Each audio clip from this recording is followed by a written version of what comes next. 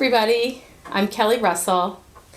I am speaking on behalf of the Teachers of God Foundation. I'm a member of the board of directors here at Teachers of God, as well as a Course in Miracles minister and teacher and a psychotherapist. So happy to be here. I'm talking to you today about how to get everyone in your life to do exactly what you want them to do. As a therapist and as a minister, I hear that a lot from people of asking me directly or indirectly. Sooner or later, it comes around to how can I get my spouse to change? How can I get my kid to do what I need them to do? How can I get my parent to stop doing whatever it is? And so I thought that I would share the answer that I've come up with you. So the first question that we have to ask when we're looking to try to get everyone in our life to do what we would like them to do, self included, is who is it that is asking that question? Who is it that wants to get people to do or say or be what we want them to do? So the who in this instance is our ego minds. So our ego minds, that part of ourselves, that part of our minds that feels separate and wants us to feel separate, that part of us that is not recognizing the wholeness and the perfection of either ourselves or the other person, that has forgotten that they are us and we are them. So that part of ourselves who feels in fear and feels like we're afraid. And so that part of ourselves that needs to not feel joined with another person. And so that is who is doing the asking here. That's the part of us that only ever wants to try and change someone, wants to try and get them to do something different. That's the part of us that wants to be right and wants to convince other people that they're wrong and we're right and that they need to do things the way that we want them to do them. So that's the who. So the next question that we ask ourselves is why? Why is it that part of my mind, why is it that part of me needs to have people do something different, that needs to get my husband to get a different job, or to pay more attention to me, or to tell me he loves me, or get that part of me who needs to get my teenager to take more responsibility or to make better choices, or that part of me that needs my mother to stop criticizing me. Whatever it is, that question is why do we need to do that? And the answer to that is because we're afraid.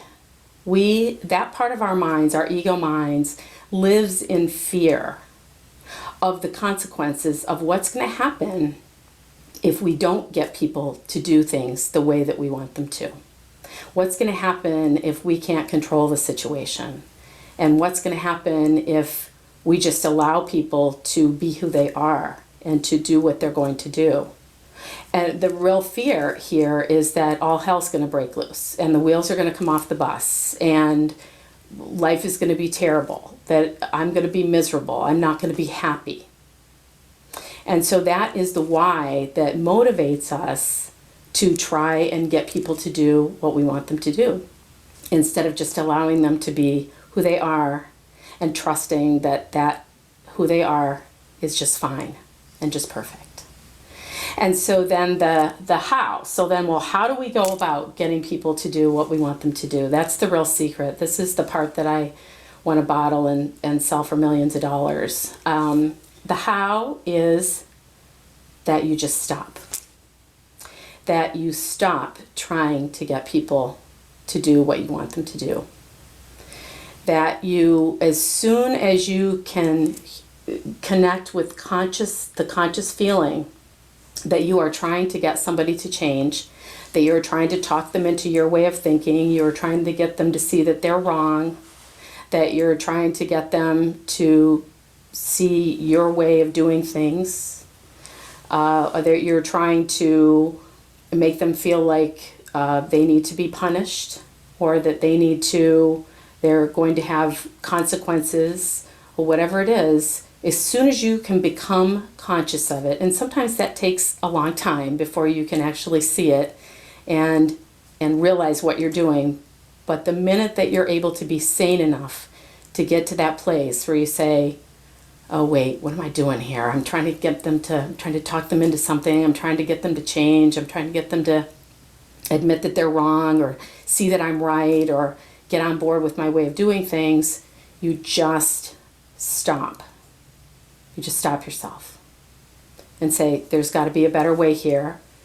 I need to do something different. And when you stop yourself, then the next question is, well, then what do I do? What do I do so that everyone in my life will do exactly what I want them to do? And what you do is you practice the Course in Miracles version of forgiveness.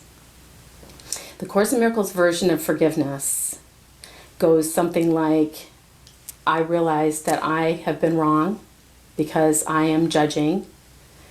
I realize that I don't know what is supposed to happen.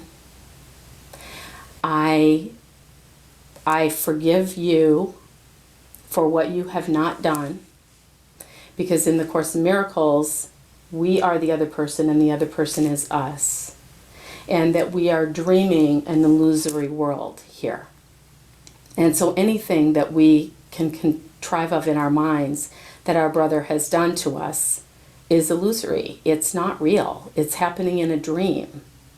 And so we're holding the other person responsible for something that they've never done.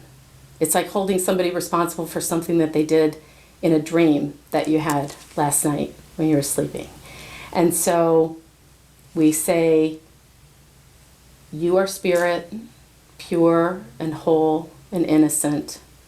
All is forgiven and released. That's a short prayer. We say, I realize I've been wrong.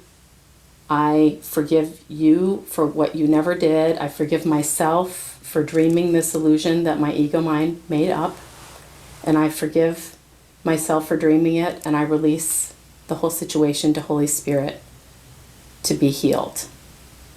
And in doing that forgiveness practice, you abolish whatever it was that was between you and the other person. Whatever that separation space was between the two of you. It's like forgiveness erases it. It closes the gap. And it allows you to be in that place of namaste with the other person, where the light in me honors the light in you. And in that space, we are one. And so in that moment, when you have reconnected with your brother, and your brother is you and you are your brother returns in your perception to their wholeness and their perfection. And therefore they return to the place where whatever they're doing is exactly what you want them to be doing. And so the only other question left is when. When do we do this?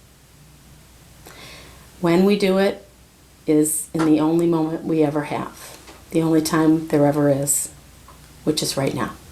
So if you feel like something in this message has resonated with you, if you feel like it has been helpful in some way, and if you feel like it's something that you relate to, then I invite you to please leave a comment below. I promise to read every one and respond. And that if you would like to explore more along the lines of what I've been talking about today, there's an awesome program that Teachers of God offers that is free, and it's called the 40-Day Program. And I highly recommend it.